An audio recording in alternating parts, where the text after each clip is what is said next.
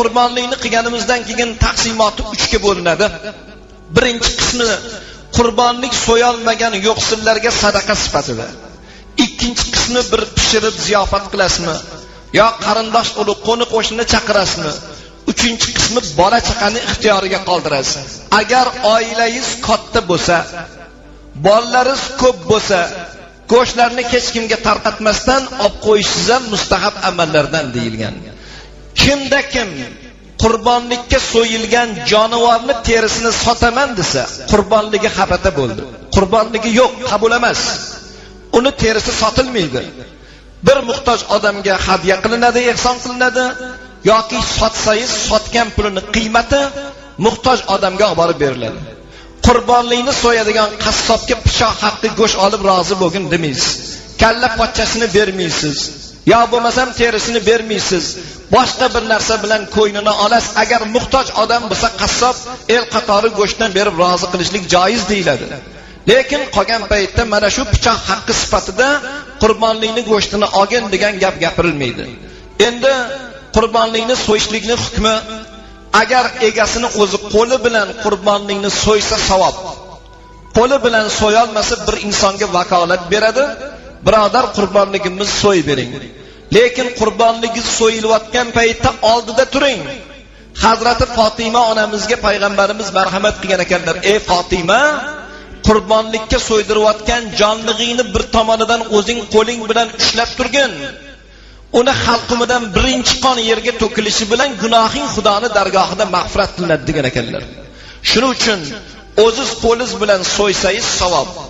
Qo'lingiz bilan so'yolmasangiz, biron bir joydan kelib ushlab turishlik yaxshi bir savobli amallardan bittasi ekan. Qurbonlikni so'yish muddati Xudo xolasa hayit namozini o'qib bo'lganimizdan keyin, hayitni birinchi kuni namozdan keyin 3-chi kuni namoz shomgacha qurbonlikni so'yish joiz. Arafa kuni so'yilgan qurbonlik ham qurbonlikni o'rniga o'tmaydi. Hayitdan bir kun oldin, hayitni 4-chi kuni so'yilgan ham oddiy bir sadaqa sifatida bo'ladi, qurbonlikni hukmiga o'tmaydi.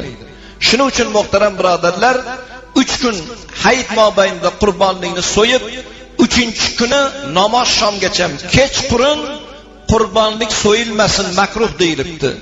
O'sha kerak bo'lgan tomirlar kesilmay qolishi mumkin ekan. Ko'z ko'rmay qoladigan holatlar bo'lishi mumkin. Agar imkon bo'lsa, terisini oilaga bir ishlatib g'alvir qilib qo'yishmi, xonadonga kerakli, ro'zg'orga kerakli bo'lgan bir asbob sifatida ishlatish mumkinligi, lekin uni sotmasdan biron bir odamga ehson qilishlik mahbub bo'lgan amallardan bittasi ekan. Qurbonlikni so'yadigan qassoblarimizni diqqatiga, bu Alloh uchun bo'layotgan ehson bo'lganligi uchun tahoratda bo'linglar. Tahoratda bo'lganinglardan keyin niyat qilinadiki, palonchini o'g'li palonchini qurbonligini dargohingga qabul etgin.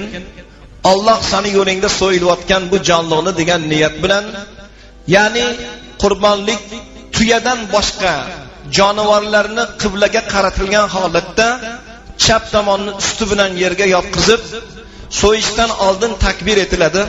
Allohu akbar, Allohu akbar, la ilaha illalloh vallohu akbar, Allohu akbar va lillahil hamd. Takbir etilgandan keyin bismillahi Allohu akbar deb pichoqni tortishlik.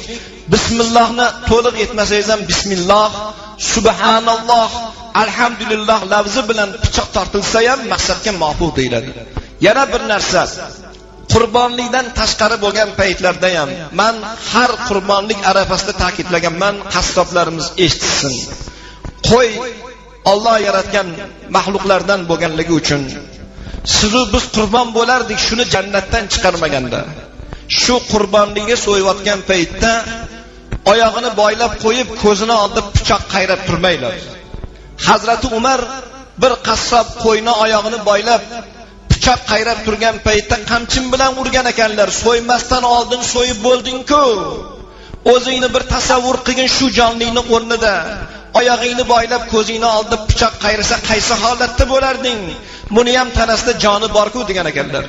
Shuning uchun qurbonlikni olib kelganinglarda duolarni o'qilgandan keyin pichoqlarni ko'ziga ko'rsatmasdan, o'tkir bo'lsin, qiynab qo'ymaydigan holatda bo'lsin.